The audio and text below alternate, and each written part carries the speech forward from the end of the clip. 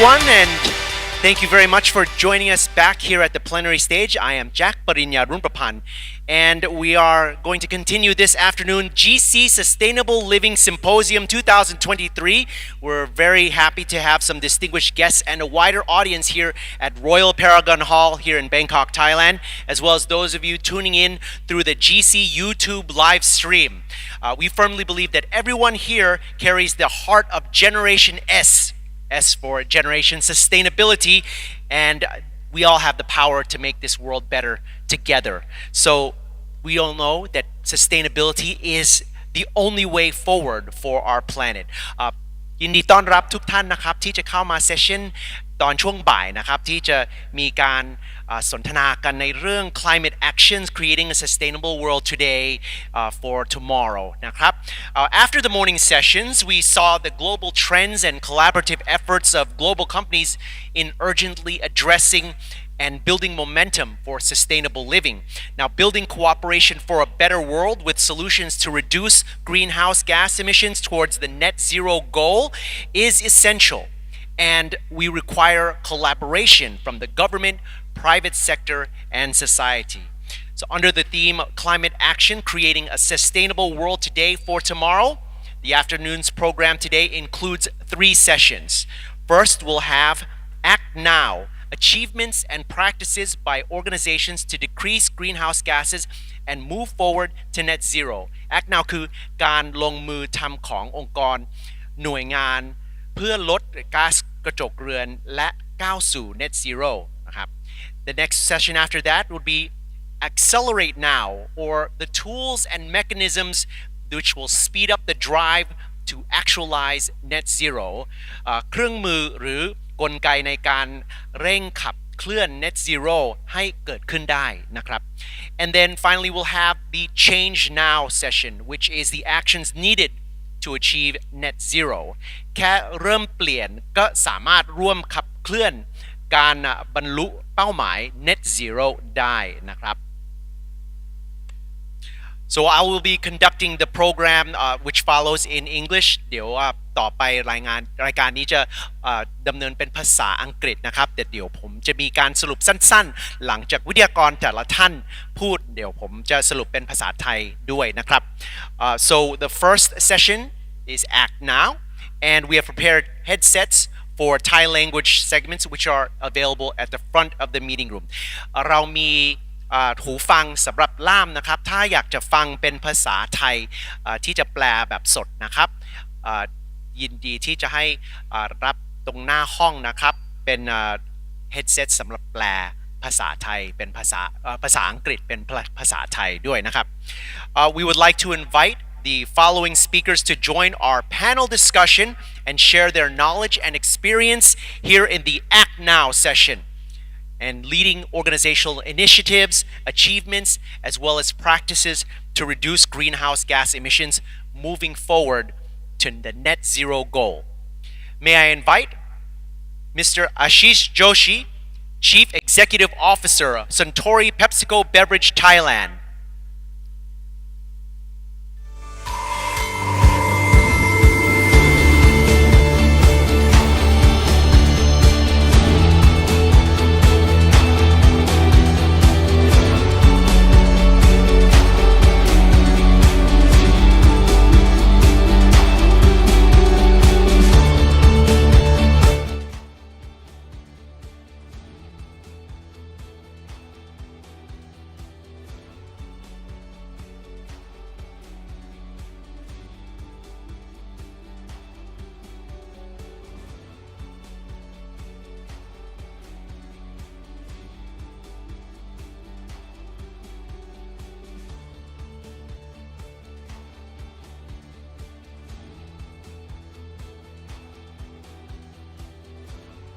Welcome to all of our executives who are joining us today.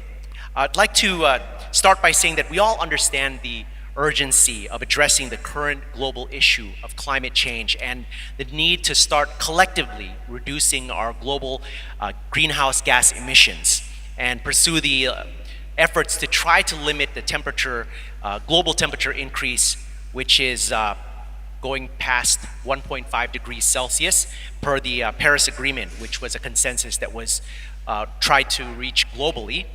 And this challenging goal has led to significant transformation in the private sector, and which we see we must reduce greenhouse gas emissions to achieve these net zero goals. Today, we want to learn from all of you in your various sectors what you are doing for this. And well, can I start with you, Mr. Ashish? This question for all of you. How has your organization set goals and action plans for reducing greenhouse gas emissions? So at Suntory PepsiCo, we are basically a beverage manufacturer. And for us, obviously, there are some key components to our product, which the consumer buys from us. The most important component, of course, is water, because all beverages are made from water. The second one is packaging, and mostly PET packaging.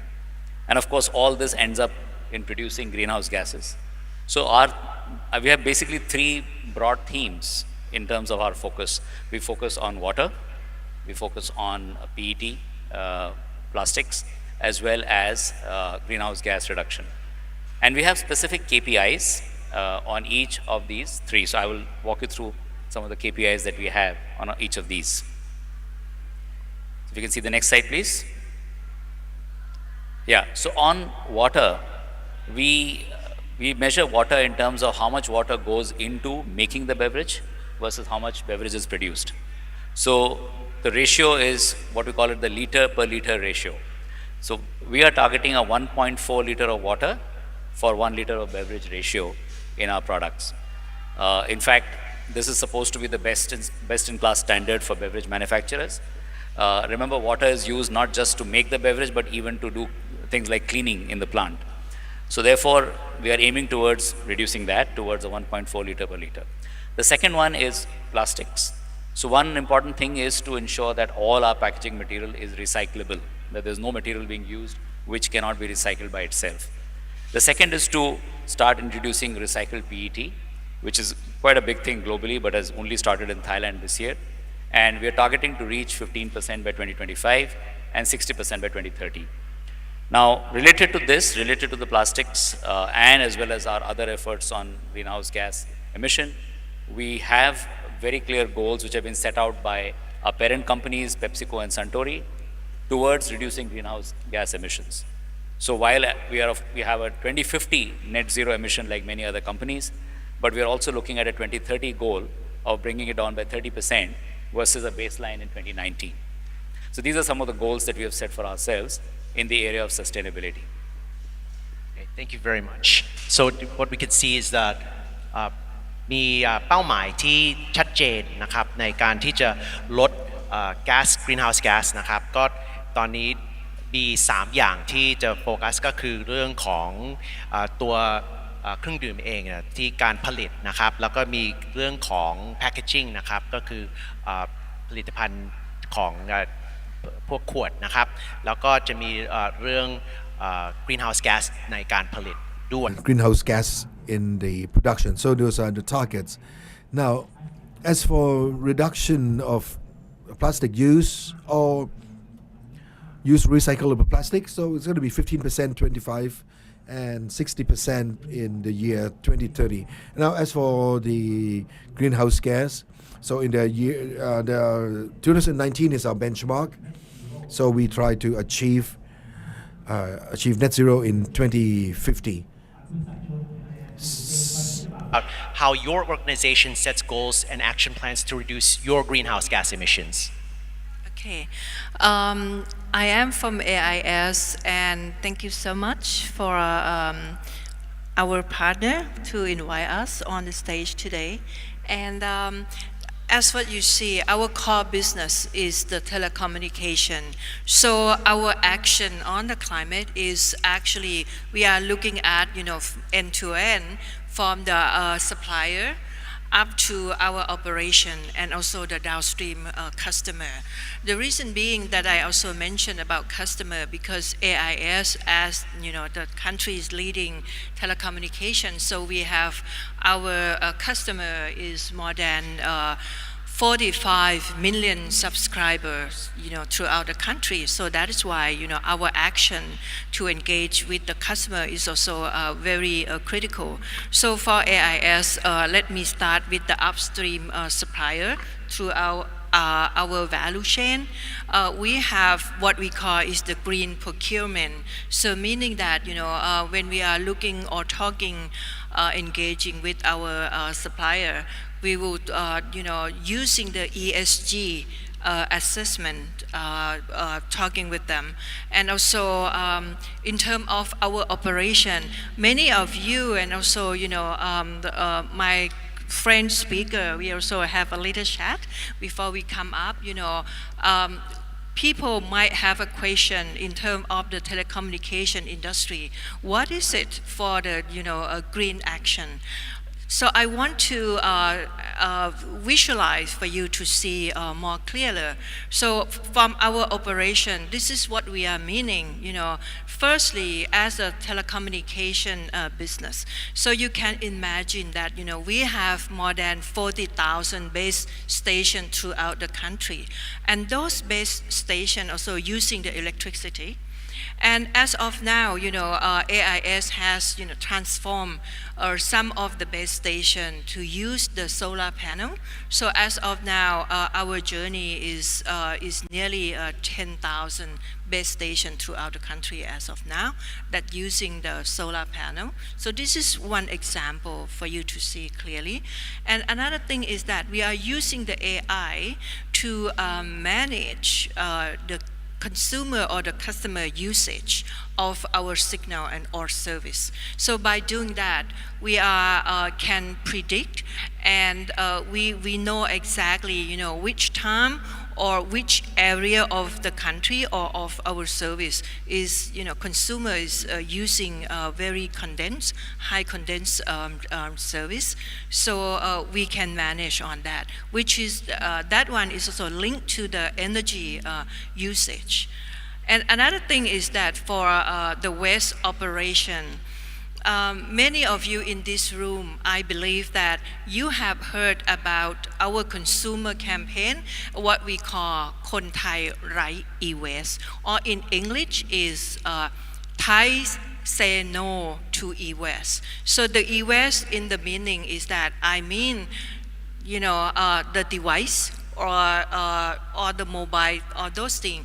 But however, in terms of our operation, that is the base station, we also have the scheme to manage the waste. And then we have the standard to manage those waste from the base station, which is all the cable, all those things, which is huge. So we also have the standard to manage it at a level of zero to landfill. So this is what we are meaning, that we are focused on the process in our operation. And another thing is that I want to highlight in here is that in terms of the customer, we also have the application, what we call My AIS application. So as of today, there are more than 10 million customers who are active users. So using this application, that is meaning that all the billing, it has transformed to be the e-bill and everything. So this in term, indirectly, we also helping in terms of reducing using the paper. So this is something small, but it is a very high impact. And another thing is that for the factory manufacturing or also the transportation or logistic industry, we also using the 5G autonomous network, working with our partner. For example, the heavy industry, we also using the 5G to combine with the, for example, SCG. So the truck can be unmanned truck. That is, for example, and also the smart city and building. So this is our action in terms of act now and focus on the environment. ค่ะขอบคุณค่ะ ขอบคุณมากครับเห็นว่า AIS เป็นบริษัทที่ลูกค้าเกิน 45 ล้านคน AS has more than 45 million customers, so it's a huge operation, and they are very focused from the upstream, their suppliers, to encourage all the suppliers to come from sustainable sources, and the operation process within AIS focuses on renewable energy, smart energy, and they have a good e-waste management, whether it's the smartphone or other devices to reduce the landfill waste. Also to develop my AS application to reduce papers, footprint, logistics, postals. So these are all the actions to help us move forward to sustainability. Can I ask you the same thing about how is BASF helping to set goals and action plans to reduce the greenhouse gas? Yes, thank you very much. First of all, thank you for the invitation as well. Very happy to be here in Bangkok today. Yeah, representing chemistry, and in chemistry, the largest chemical company, BASF. Yeah, let me talk about how we address sustainability, and you rightly mentioned the targets as well. Maybe a first comment on chemistry in general. Chemistry is in basically everything we touch and feel every day, we use every day, be it the car, be it the mattress, be it everything else you can think of. And it is, for most of the other customers more downstream, the upstream part which is contributing significantly, for example, to the carbon emissions. So that's why also what we are saying, when you want to decarbonize, you have to make sure that your upstream, your suppliers also decarbonize, and this is chemistry, and this is specifically also, of course, BASF. So we are focusing on the reduction of carbon emissions. I will give you some examples about, first of all, it's about starting with transparency. You have to know your emissions, especially inside your own plants, be it in your own operations, be it from the energy you consume, or scope 1 and scope 2. And then, as we saw it on your slide as well, of course, you have to again look at your suppliers and your customers, scope 3, in order to find out what in the end adds to the final product in terms of carbon emissions. In chemistry, we don't like to talk about decarbonizing so much. We cannot decarbonize. It's all carbon is in all the molecules we need. But what we have to make sure is that we reduce the emissions to zero. And coming to the targets, maybe next slide, please. Of course, we have set ourselves the target to reduce and come to carbon neutrality by 2050, according to the Paris Climate Protocol. And what is also important is that there is an interim target. By 2030, we want to reduce by 25% compared to today. But very importantly, the topic did not only start yesterday for BASF. Since 1990, we have already reduced our carbon emissions by 45%, so almost half, already up to today. And that is a lot of effort which is necessary to make it happen. So here you have the numbers. Just to put that in perspective, so we started from 40 million metric tons, which is significant. It's a very intense industry, and we have to make sure that we reduce that. We want to come down, we are already at 22 roughly, and how we do that, of course, we look at our own operations, and what we are looking at is, first of all, the energy that we use for our processes, and in chemistry, you need a lot of energy. And secondly, of course, we look at the processes as such, and in chemical processes, we emit CO2. It's even sometimes a product, if you think about, for example, Coca-Cola or Pepsi-Cola, all possible. We have to reduce it, and we are doing that with very different measures. And I'll give you some examples what exactly we are doing. And we set ourselves the target to reduce by another 25% until 2030. It needs a lot of effort. Maybe I stop here, and I give the examples a little bit later how that can be done. Thank you very much, Dr. Carola. BASF เป็นบริษัทผลิตสารเคมีซึ่งเป็นอยู่ในผลิตภัณฑ์ หลายๆอย่างที่จะสัมผัสในชีวิตของ BASF is a chemical product producer. You find a lot of that in lots of products, and we talk about to decarbonize, but with all these organic chemistry, you get carbon everywhere, and but they try to reduce greenhouse gases. We could reduce up to 45% since 1990, and the target is then they plan to reduce another 25% by the end of 2030, and plan to be net zero by 2050.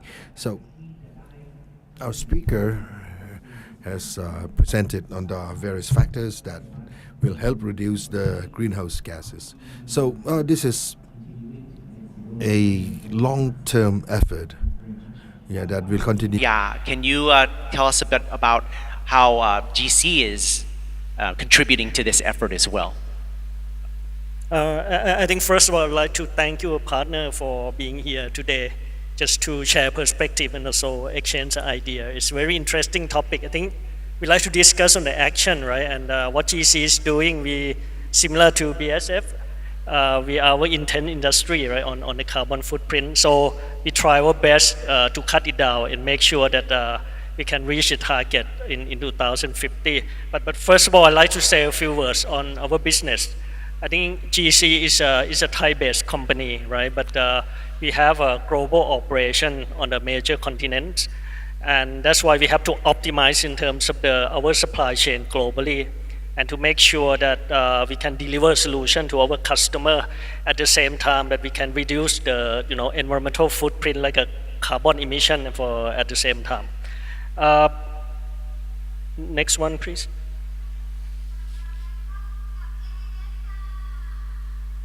I think for our business, we still have a growth aspiration, right, to basically to serve our customer. So we continue to invest in the new business. That's why we produce a bit more of a carbon every year, right, for the business plan. But we not compromise in terms of the carbon footprint. Our management are very serious about how to cut down the carbon emission, right? So what you can see from the graph, we will continue to grow in terms of business, but at the same time we will cut down the emission, right, according to the Paris Agreement, meaning in the 2050 we like to cut it down at 20% rate, and going forward 2050 we hopefully to cut it down to zero, so it's a net zero company, right? So we're taking and undertaking a few steps, right, for our existing asset. I mean manufacturing, we try to be very productive in terms of how to bring in the technology, right, and to make sure that we at the forefront in terms of cutting down the carbon whatever we produce for every tons of products, right? Secondly, I think we in the process of the transformation, meaning we can transition from conventional fuel that we use today to a cleaner energy. I think similar to BSF, but what you are doing, and I think a challenging issue because different regions have a different in terms of renewable supply. And that's why we have to make sure that we can optimize in terms of the asset in the different region as well, right? So in terms of the business, we make sure that the business not growing just on the core business. We explore for the new opportunity to make sure that the business more green and also have a leverage in terms of a renewable feedstock as well. So you can see from the chart, we intended to grow so-called bio-based business and also the circularity-based business like a recycling material at the same time. So part of restructuring business, I think this is one of the important agenda that we like to increase and grow more proportion of the green business. Next one, please. And I think like Peter Drucker said, right, you cannot manage what you can measure. So we have to make sure that every step of the way we can measure in details what sort of carbon footprint that need to be managed. For the first one, we so-called portfolio driven, meaning we're in the process of transition the business, right? and whatever the business will be doing, we underlying the sustainability principle. So the new business that we invest have a lower carbon and have a higher value. So we focus a bit more on the low carbon business at the moment, and to make sure that we can deliver to the customer what we need. I mean, in terms of like Pepsi, right? The recycling is one of the example that the customer is looking for the solution. For example, the food contact application. I think we can work with the partner to deliver some sort of the products. Secondly, is our asset. Like Caroline mentioned, I think chemical business, we still have to use energy. So we have to produce the carbon anyway. So we cannot cut down by ourselves at 100%. So we have to need help from the technology and so new supply of a different source of the power, right? So we plan to, within 2050, we will use all of our energy as a renewable energy or the clean energy, right? To basically use less of the fossil fuel. Thirdly, because we cannot do it by ourselves 100%, so we have to rely on the compensation, meaning use other means, for example, natural remedy, right, a nature-based solution like forestation or reforestation, right, to absorb the extra carbon. And another way is technology. We will rely on, for example, carbon capture and storage, right? Basically to take whatever carbon dioxide from our asset and put it down subsea or underground to make sure that we can cut down the rest of the carbon. And what we are doing for the trees, scheme, we suppose that we can confidently that we can cut it down to zero by 2050.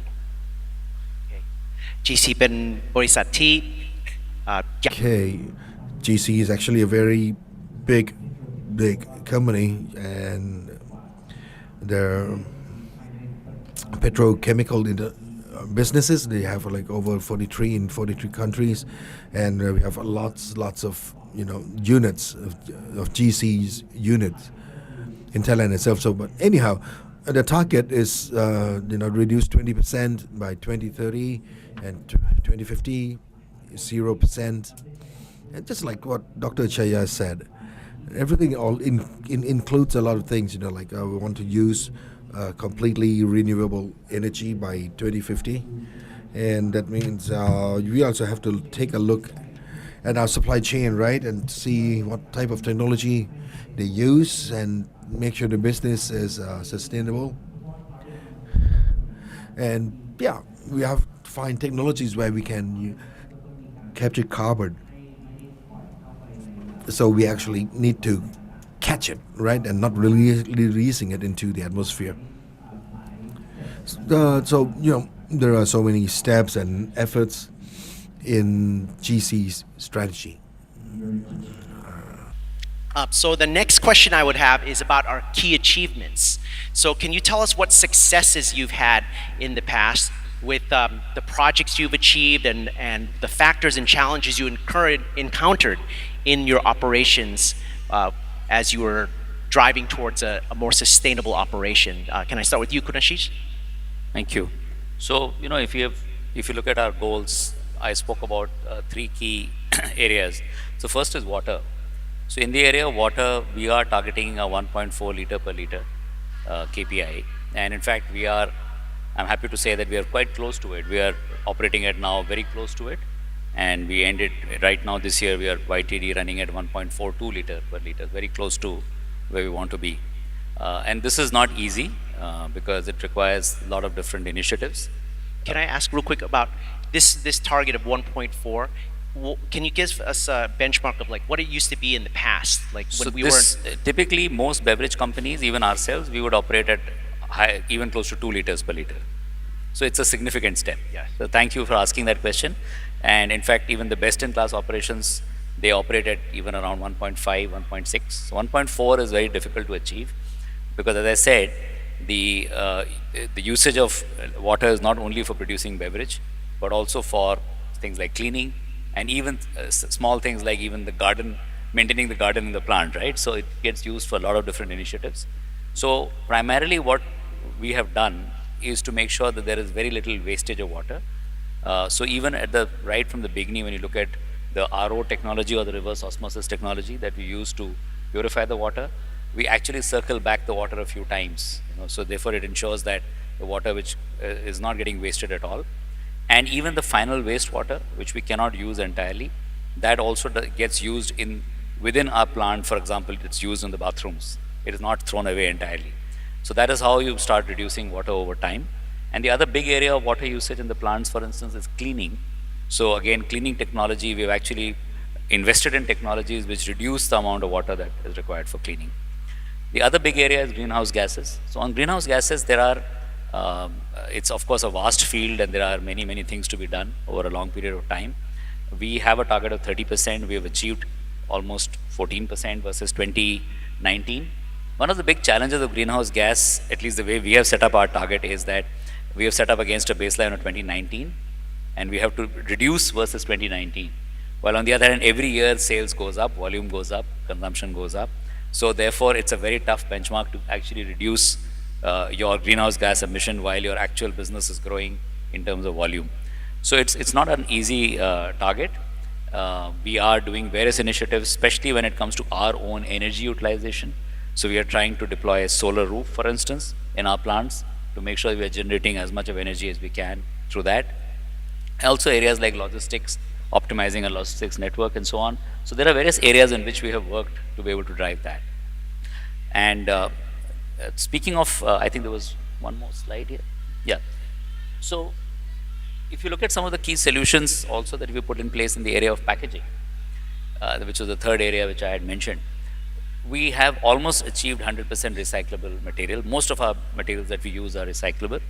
And we've also increased, in fact, thanks to our collaboration with the PTT group, we have managed to launch, we were the first in Thailand to launch recycled PET beverage bottles. And this year we'll be achieving only a small 3% of our total volume as recycled PET. But we will ramp it up now quickly as we go along to the next few years. Now, in terms of, just to give you an idea of what are some of the things we have done. So several ideas are mentioned here on the slide, but basically the focus is to use materials which are highly recyclable, such as PET, and also to make sure that we enable the recycling chain. For instance, not using colored bottles. So it is obviously easier for our recyclers to use colorless bottles to recycle them.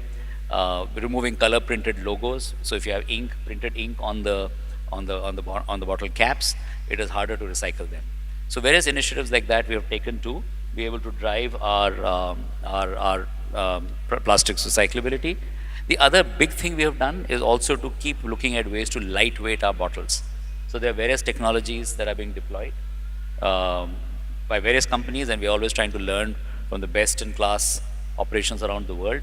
And for instance, now there are products where we actually dose nitrogen, a little bit of nitrogen into the product when we make it, and the nitrogen becomes gas when it goes into the bottle, and therefore even a light bottle can hold its shape.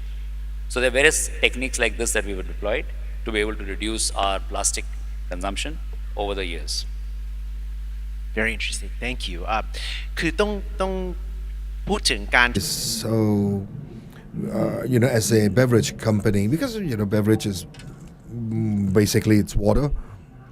So yeah, it's impossible to zero use of water, but we try to achieve a good ratio. We have to prepare it for cleaning and for gardening. But like in the past, yeah, 1 liter of Pepsi requires 2 liters of water, but now it has come down to about 1.42 liters of water used to manufacture the product. And we also have the problems of greenhouse gases. So this is something that Suntory Pepsi tries to achieve, the 30%. And yeah, that means if they could do it, the company will achieve its goal. Then yeah, for sure, because when you have more production, you're going to have more greenhouse gases. So we try to cut it down to 13.6%. And another thing is they take care is go forward to more recyclable PET bottles, so we can recycle the PET bottles. And I think what you saw in there, it's all made from all recyclable plastic. So, if you look at the volume of this product, it's quite a lot. So we can drive it forward. Chun, can I ask you the same question about the successes that AIS has experienced in your drive towards reducing greenhouse gas emissions? Okay, so for AIS, actually, I have to say that we begin from a very, very small initiative from our internal organization. But when you look at the statistic that I show on the screen right now, what I just mentioned, what we begin is that we began in year 2019. That's when we look at the number. You can see the number here. This is the number that researched by the Pollution Control Department or กรมควบคุมมลพิษนะคะ So this is, you will see that each year there is the number here is 400 nearly 450,000 tons of e-waste per year that happen in our country, and only 7% that has been managed properly. The number, and also the number has improved in last year 2022. 10% of the e-waste has been managed properly to a zero landfill measure. So AIS, we are realized this problem, and as what I mentioned, we began from our internal organization, and then we come up with the campaign that we walk along the street because our headquarters is based in Pahon Yotin. So we come up with our alliance. The first, what we call the first year, we call Green พหลโยธิน Alliance เครือข่ายพหลโยธินสีเขียว So along the พหลโยธิน street, if you can imagine, we have headquarter of IBM, we have several headquarter of bank, ธนาคารออมสิน OK Bank. So we knock the door and we talk to them, hey, this is the problem that we see. So let's come up with, the campaign. And as of today, you can see the next page, please. Our journeys from 2019 up until this year, we have come up with what we call the hub of e-waste. So the hub of e-waste is, what we mean is, firstly, we be a center of the e-waste knowledge, and all the several organization or even the individual, the family who are care for this kind of thing, because you imagine, you ask yourself, for you have how many devices? So where are you going to throw your the old device or obsolete device that you don't want it? So this is firstly, we create the hub of e-waste in terms of the knowledge sharing, and secondly, we create the space for people to come up and exchange the knowledge. What we call is the co-creation space. So by doing this, we engage more and more people, more and more organization. And as of today, we are proud to say that, in the next page, you will see that we have more than 190 organizations joining with us to doing this campaign. So I have to say that, we begin from the small. You ask yourself, and this is also your responsibility. We have to admit that, we are the consumer, we consume the device because we are living in the digital technology age. So we are consumer, but at the same time, we are also the producer of the waste, of the e-waste. So that is why AIS is come up with this campaign, and we are not stopping our journey. We are continuing our journey, and we are pleased if if your organization is want to join with us. So this is what our passion, and this is we are proudly to share with our best practice, particularly to engage with the end consumer. Thank you, Kun Saishon. Actually, I want to mention ขอบคุณมากนะคะจริงๆผมอยากจะบอกว่าได้เห็นจุดเก็บขยะ e-waste นะคะของ AS เนี่ยอยู่ทุกที่ต้องบอกว่ามันก็เป็นสิ่งที่ดีที่ throwing batteries away or old useless e-waste equipment, that there's a place to put it, and otherwise people would just be like, well, I'll just throw it away with the general trash. So that kind of initiative is not only collecting it but also raising the awareness.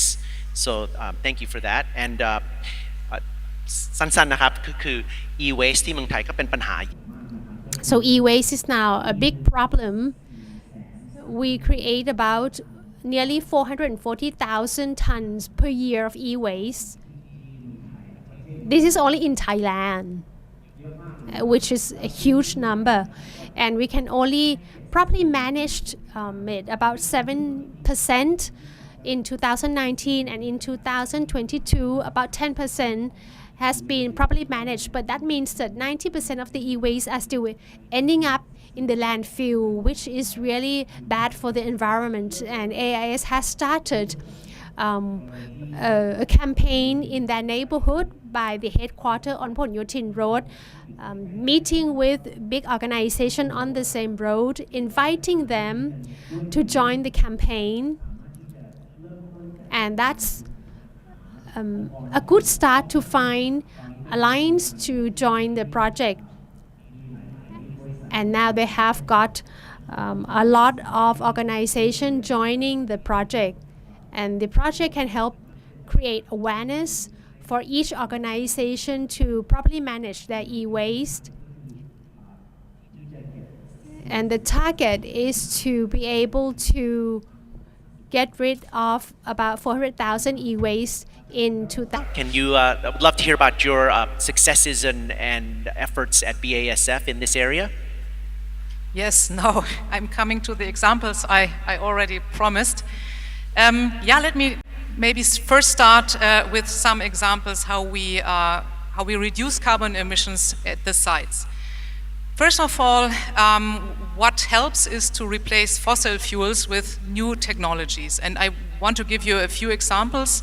First of all, we will generate less CO2 if we use green power. What we are doing in terms of energy which we use at the site, we are setting up actually the world's largest heat pump. And when a chemical company talks about a heat pump, it's really something very big, so you invest millions actually in that. And a heat pump will help to recover the energy you anyway generate and use it then for your next process. So that's one of the examples. It's currently being built in Ludwigshafen, our headquarters, but that's actually an example we are using elsewhere also in the world. Then we have the world's first electric e-furnace and e-cracker actually. I have to give a little background here as well. It's a project which we are doing together with SABIC and which we are doing together with Linde. It's quite a big project. Talking about that, the cracker is the core of every chemical production. And in this core, you have to actually put a lot of energy, and usually that comes from gas and from fossil fuels. If you want to make that green, you have to electrify this process. So you have to heat up actually this device, which is very large, by power actually, and it should be green power. And when we achieve this, it would mean a 90% reduction of carbon emissions for our cracker operation, which of course is very, very significant.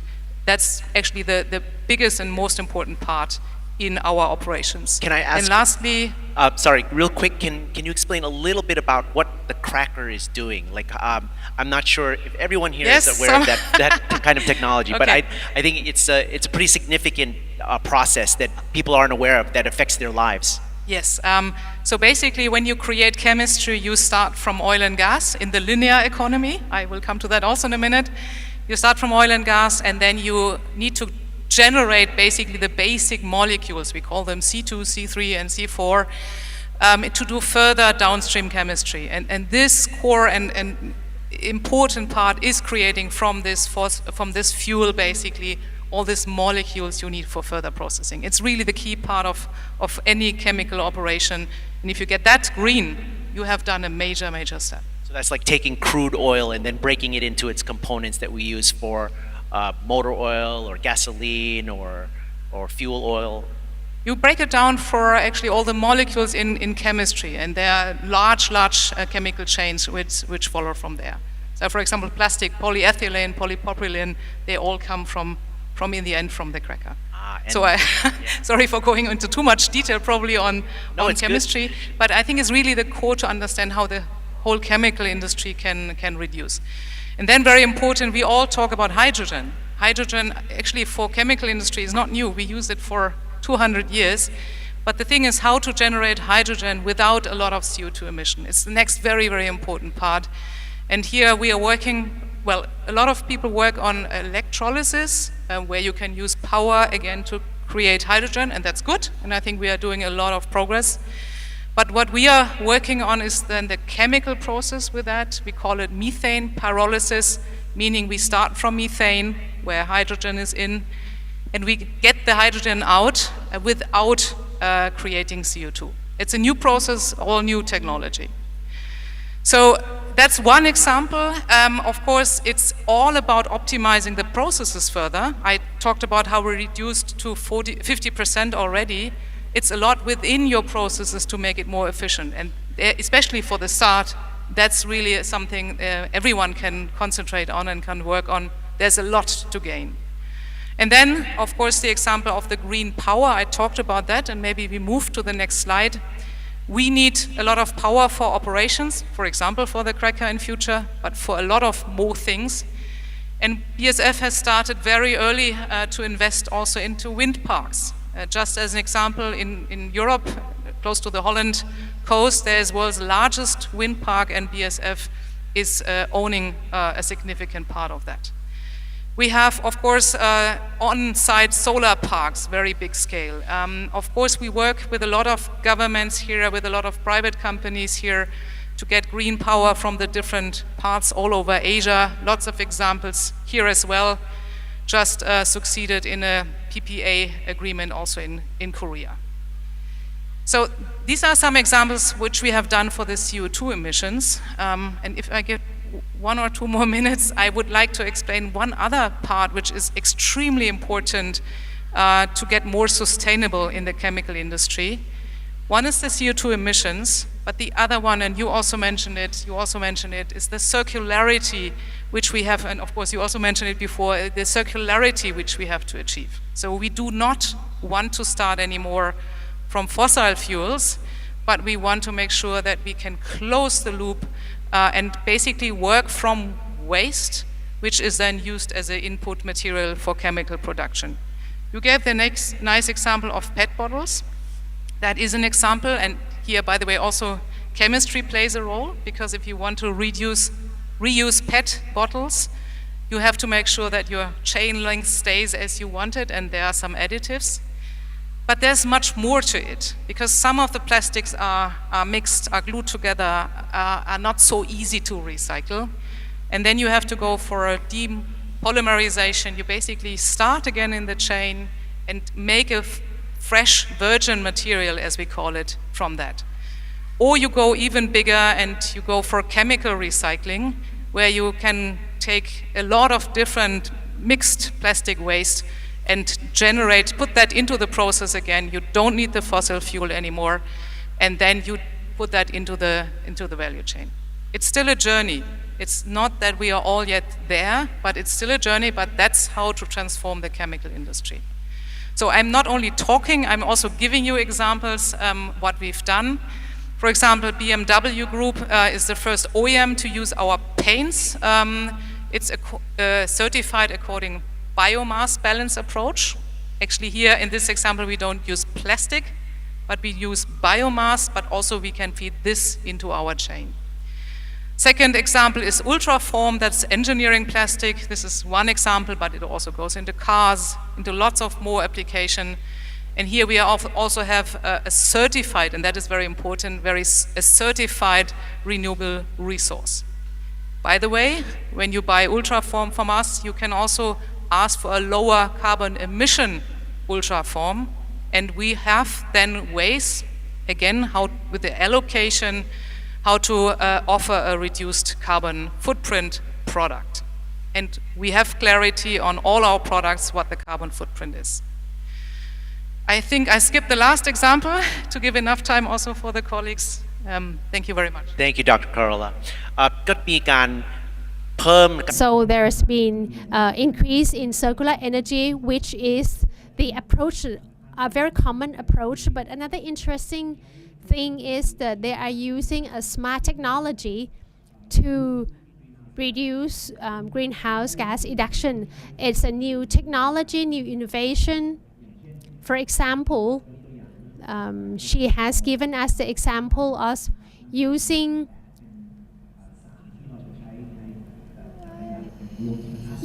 a lot of process, including plastics, which this project actually uses fuel oil, but we might be able to shift it to energy. This would be a new innovation, and also trying to promote circular approach. So not starting from fossil fuel, but trying to renew or reuse the waste. So there are a lot of samples that you can see that they are trying to create new initiatives. With us of what GC has been doing and the successes that you've experienced?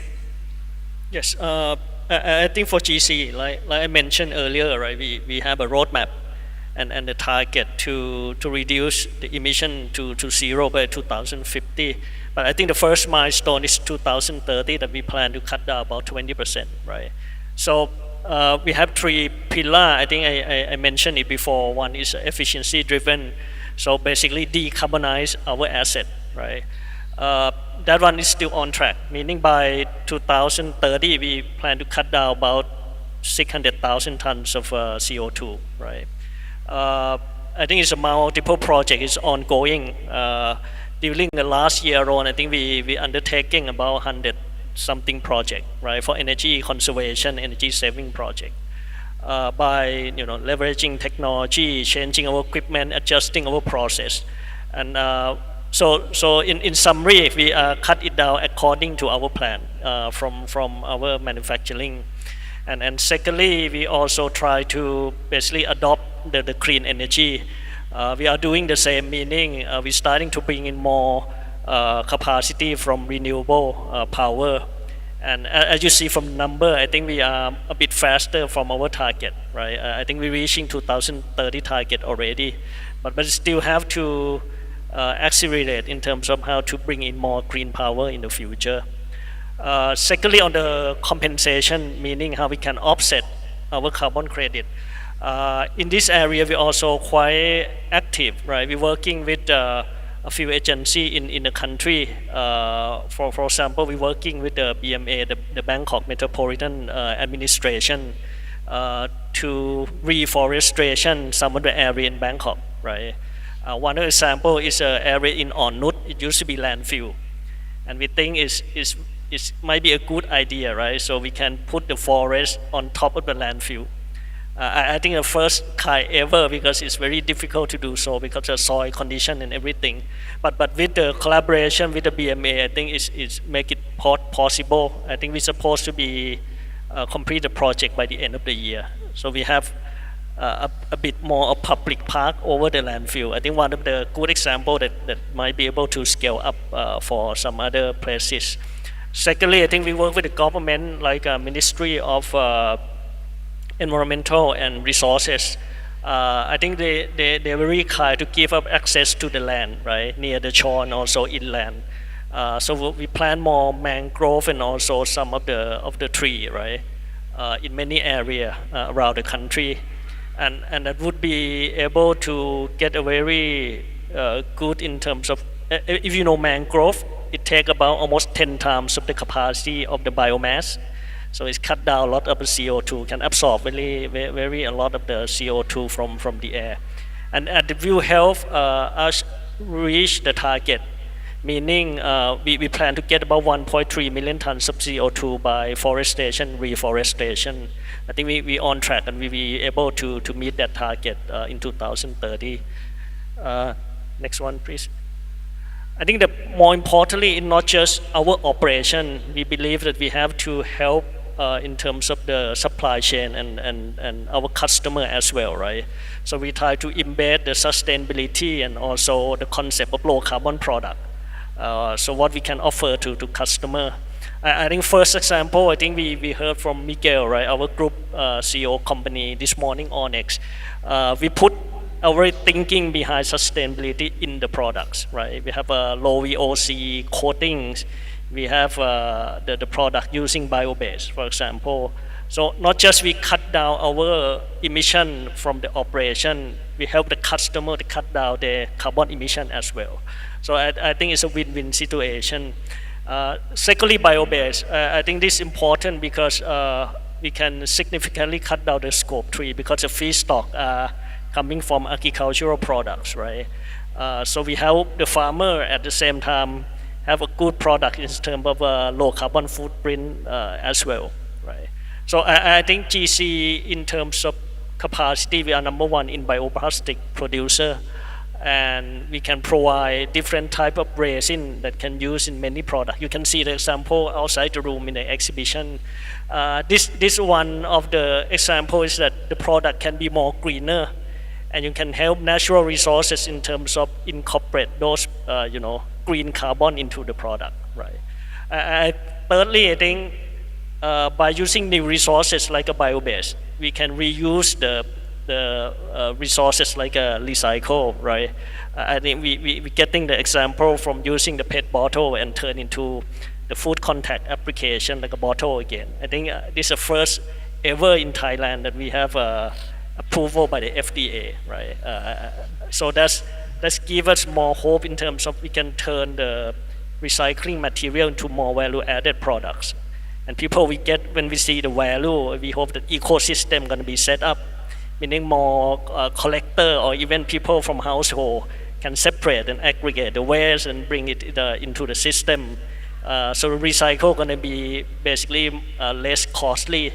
And for when it bring it back to the consumer, we will get more very competitive product compared to the virgin material.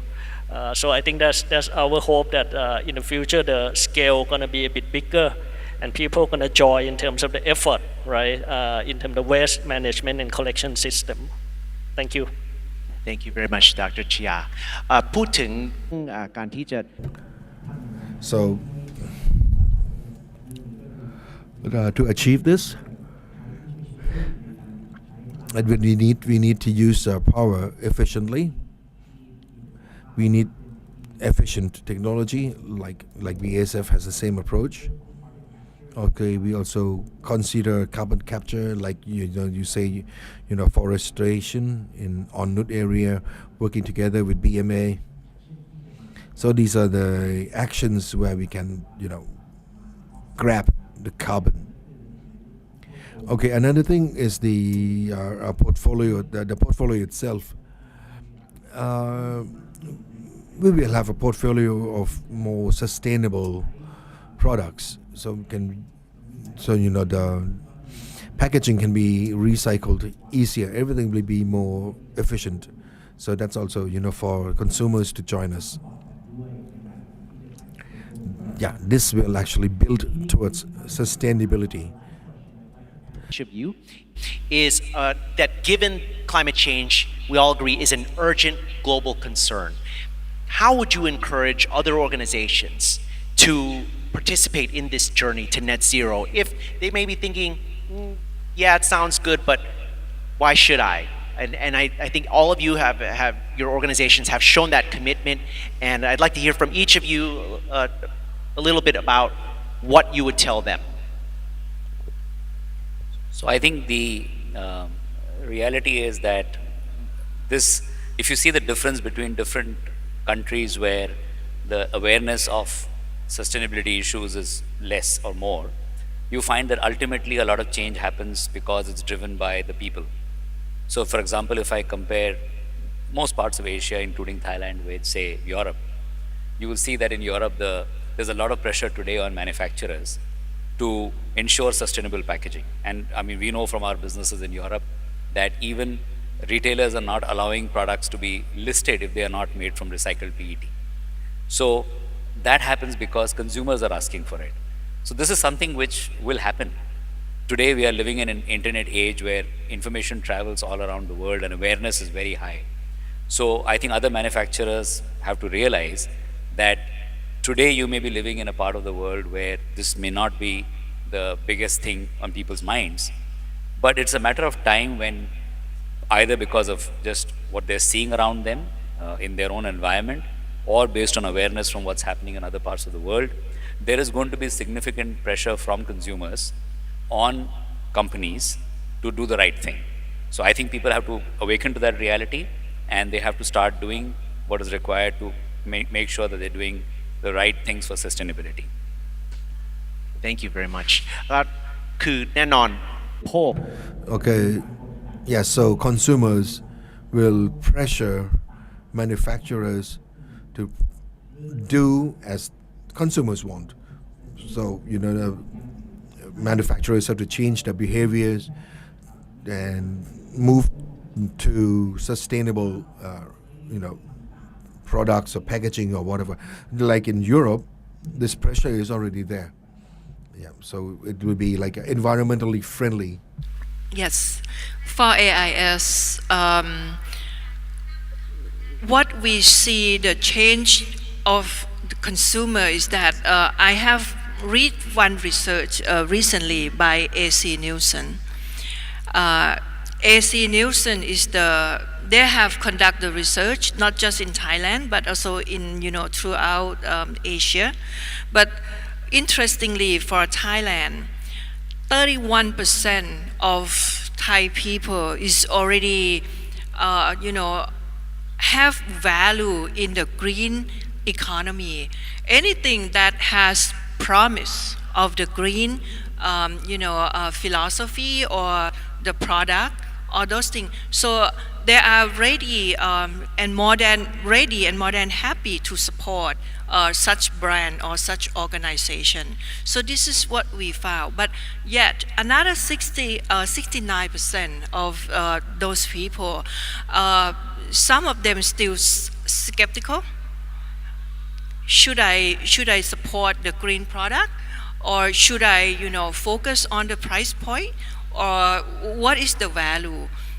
And another group is that also they need a solution. Yes, I'm so care for the environment, but I need the solution.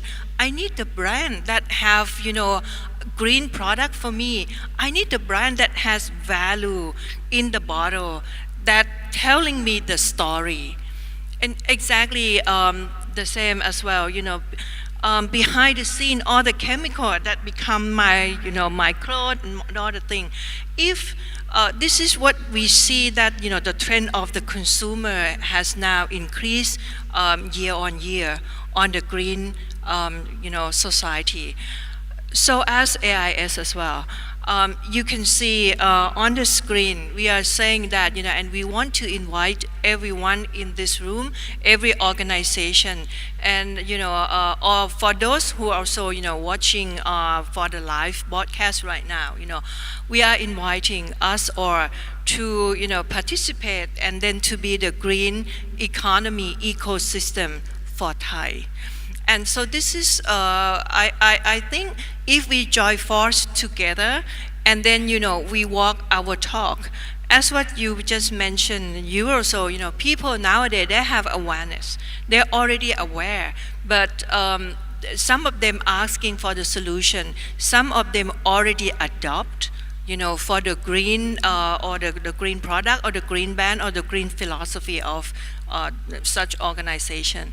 So I want to leave to the floor here is that, please come together and walk together to the goal for green and for the green economy for Thai. ขอบคุณค่ะ ขอบคุณมากครับ thank you คือพูดคล้ายๆกับคุณอนี Very similar to Mr. Ashi that it comes from the consumers. There are statistics that shows that consumers are more interested in green products, or equivalent to 31% of consumers who consider these factors when they choose products. But the other 69%, some of them are interested, but they are still waiting that the manufacturer have to offer a value. They have to tell the story and explain to the consumers as to why they have to opt to those green products, and they have to understand why it's so significant, and that's the only way that we can achieve it together. Give us a few words of motivation of why we should all be going towards net zero. Yes. So what we have to do, and I agree, actually it's the time for cooperation and that we all work together. I also want to mention the mindset, and I'm now in Asia for more than 20 years. I think the mindset, everyone is on it. I think it's very, very clear, especially if you talk to the young generation. It's a must, it's a license to operate, which is a very good development. And I think also things move fast here in Asia. I'm very, very happy about that. It needs a lot of effort by all of us. I think it's cross-value chain collaboration for solution and also standards. For a lot of topics, you need kind of one language to talk to each other. Also, of course, governments will be involved and are involved. We see that. There need to be regulations. There need to be certain certification and standards. And we also have to be aware that the transformation has to happen, and it will happen. But to get there, of course, it's an economic challenge for the companies, for the consumers. They have to, we talked about the price point, they have to maybe pay more. So we need the support by really the whole also legal framework to make that happen. Infrastructure, renewable energy, I think we all have that in our example. In the end, it's all about having this infrastructure in each and every country, and the solutions are different. Looking at every country in Asia Pacific, the approaches must be different, are different, but we see countries moving. Lastly, I talked about circular economy and how we can feed our waste again into the systems. Very important, and we advocate for that very much because we are a global player. We need an open loop system. What does that mean? We all, again, across countries need to accept recycled material, need to accept that there needs to be streams of products from one country to the other. So that's another pledge, and I think also here we see this region, but not only this region, moving. And last but not least, financing the whole transition. It costs money. We need the banks to support that, and we also need the banks to help the banks to identify sustainable business. So that's the whole topic of taxonomy. I could talk about that another 15 minutes, I won't. But the topic of taxonomy, how to really measure what is sustainable and not for financing, is a very important topic for Asia Pacific and for the world as well. Thank you, Dr. Carl. I really like what you said there about it's the next generations รุ่นต่อไปที่อยากได้ they're the ones who are driving this as well, and that it's really important all the different factors. The last one you mentioned about financing การลงทุนถ้าเป็นธนาคารที่จะมาให้กู้เงินต้องมีการที่จะ encourage ว่า policy ของธนาคารต้อง encourage ในด้านนี้ด้วยแล้วทำให้เรารู้สึกว่ามันต้องไปด้วยกัน we have to go together with this. Okay, thank you. And finally, Dr. Chia. Yes, I think I agree with all of you, right? I think collaboration is very important and critical, and I think the impact is quite severe from what we've seen for the past couple of years, right? So, but I would think people have to start assessing ourselves, not just organization, company, but even individually I think we all have a carbon footprint. We take train, MRT, BTS to the conference. We have to eat lunch. We have to drink, right?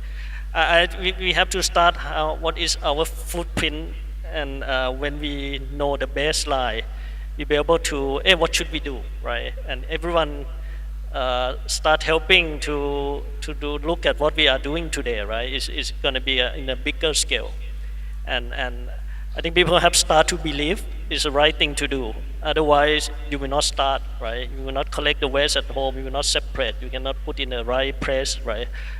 If you believe, you will change the behavior, and hopefully everyone believe at the same thing, and we can, collaborate to make sure that we reach to a higher in terms of the scale and also the target, right? I think Caroline mentioned, I think the transition needs financing. It's very costly. The business needs support as well, meaning the regulation, the policy. That's also important, and we like either the government or some of the private sector. I think we have to discuss more how to take the transition as quickly as possible, and people still in business, meaning it's cost effective, and help everyone to be in the supply chain to move together. Thank you very much Dr. Chia พูดถึงการ Okay, it starts from individual behavior, where you need to change your lifestyle, towards more sustainable lifestyle, and we also need to discuss about businesses, and to be sustainable we need investment, and we try to balance this out, and we need to be competitive in the market. But still, there are ways we could change our operations and make it more sustainable. So this will require support from the government, where this can be possible, or maybe where banks will provide loans for sustainable businesses. Okay, so I have to. Executives who've taken their valuable time to join us here today. Thank you very much, Mr. Ashish Joshi, the Chief Executive Officer of Suntory PepsiCo Beverage Thailand, Ms. Saichon Sapmak Udom, Head of Public Relations and Business Relations and Business Units of AIS, Dr. Carla Richter, Regional President of BASF Asia Pacific, excluding Thailand, and Dr. Chaya Jantawasu, Executive Vice President of Sustainability for GC. Thank you very much to all of you for sharing your knowledge, experiences, organizational strategies, which are geared towards a common goal, which is bringing us all to net zero. And we hope that it has been a benefit to all of you today. Of course, no single organization or individual can achieve this alone. And that means that we all have to get cooperation from every sector, from government to public and private sectors, to help address these global issues. And then we are able to then pass along a sustainable world to the future generations together. Thank you very much. ขอบคุณมากนะครับ